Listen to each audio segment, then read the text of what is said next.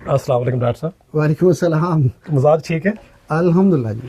अच्छा, आप गुजरात में पैदा हुए शायद? तो बिल्कुल गुजरात में पैदा ठीक है। तो गुजरात से कहाँ से आपने तालीम हासिल की और कैसे कैसे राहों पर चलते जामिया गुजरात में आप पहुंचे? हुआ। बहुत शुक्रिया। किसी ने तो ये पूछा कि आपका सफ़र अच्छा। एक तो बहुत शुक्रिया जी। मैं गुजरात में पैदा हुआ और मेरी जो तालीम का जो अच्छा खासा हिस्सा है वो गवर्नमेंट और सेमी गवर्नमेंट इदारों में गुजरा है। अच्छा अच्छा। मेट्रिकुलेशन मेरा जो है वो म्यूनिसिपल मॉडल स्कूल गुजरात से है। ठीक है। अच्छे उसातज़ा की मदद से कुछ अच्छा स्कोर हमने कर लिया। अच्छा तो अच्छा। किसी ने कहा कि जिसके इतने मार्क्स आते हैं वो लाहौर में एक गवर्नमेंट कॉलेज है हाँ, तो वो वहाँ पे तालीम हासिल करता है। गवर्नमेंट कॉलेज के बारे से कुछ बताएं। क्या मेमोरीज आपकी वहाँ पे हैं या किस तरह से आपने उसको मुख्तलिफ इदारा पाया बाकी इदारों से? डॉक्टर साहब, मेरा मेरा ये यकीन है, मैं एक अंग्रेजी का जुमला बोलूंगा आपकी इजाज़त से कि इंस्टीट्यूशंस जो है ना, दे आर लाइक मदर्स। हाँ। They polish, nurture and groom you, हाँ, of groom course। Any individual. ठीक है। मैं अगर अपनी ज़िंदगी के जो कुछ टर्निंग पॉइंट्स हैं उनमें से एक जो टर्निंग पॉइंट लूं, अच्छा अच्छा, वहाँ जाना। वो है उस इंस्टीट्यूशन में मेरा जाना। और वो किसी सूरत भी वो मेरी चॉइस नहीं, क्योंकि मुझे पता ही नहीं था कि अच्छे नंबरों से किन इदारों में जाया जा सकता है। मैं हाँ। आज भी दुआ देता हूँ उस एक शख्स को जिसने कहा कि जी, और उन्होंने ही फॉर्म लिया, सबमिट किया। अच्छा। वेल, वहाँ पहुँच के वो एक मुख्तलिफ दुनिया थी जी। अच्छा, मुख्तलिफ दुनिया थी। और उस इदारे ने जो है ऑल टुगेदर जो है वो जहन साजी में, किरदार साजी में, बिकॉज वहाँ पे आपको ऐसे रोल मॉडल्स मिले, वो साजा की शक्ल में हो, वो सीनियर्स की शक्ल में हो,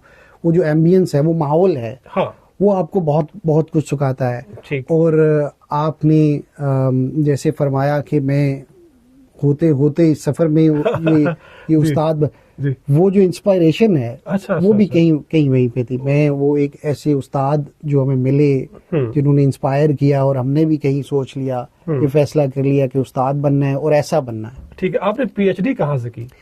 मैंने पीएचडी की जी University of International Business and Economics, Beijing, China से। हाँ, बीजिंग जिंदाबाद, चाइना जिंदाबाद। मैंने भी चाइना से चाइना की से। है। जी, जी। एंड बहुत कुछ वहाँ से, उस ग्रोइंग इकोनॉमी से, उस वाइब्रेंट कल्चर से भी बहुत कुछ सीखा। ये आपने भी सीखा। आप भी हाँ। उस वो 4 साल आपने अभी वहाँ पे बहुत प्रोडक्टिव गुजारे। जी जी। और जो शख्स जिसने चाइना गया नहीं, देखा नहीं, उसको पूरा अंदाज़ा नहीं है हाँ।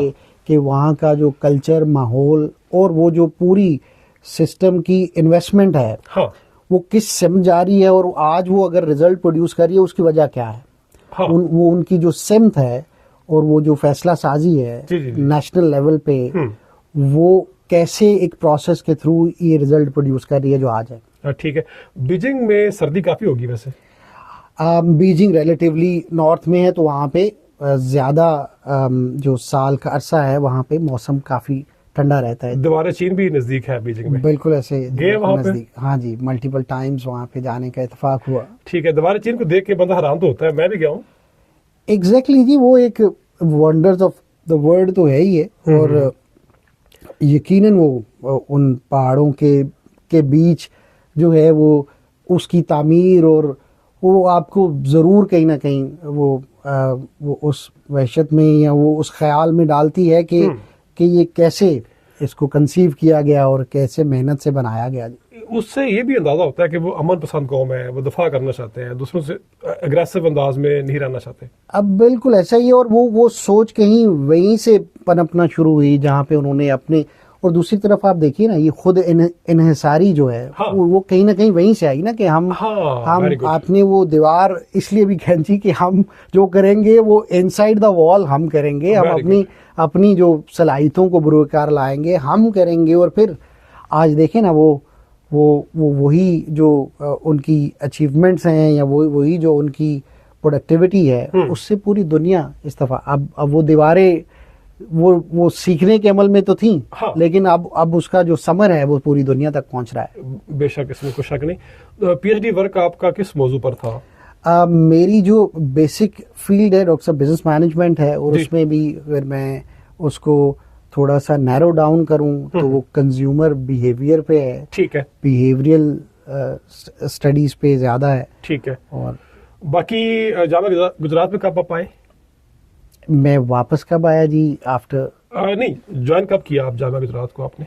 मैं 2008 से यूनिवर्सिटी का हिस्सा हूँ। आई वॉज अच्छा, उस वक्त मैं कोई ये कह लीजिए कि one of the youngest lecturer हूँगा। अच्छा। ये जो इंस्पायरेशन है ना डॉक्टर साहब, आपको सिमत मिल जाती है जिसका हम पहले भी कहीं तज़किरा आपने किया है। जी। तो फिर ये वंडर्स होते हैं। हाँ। उस्ताद से हम इंस्पायर हुए, हाँ।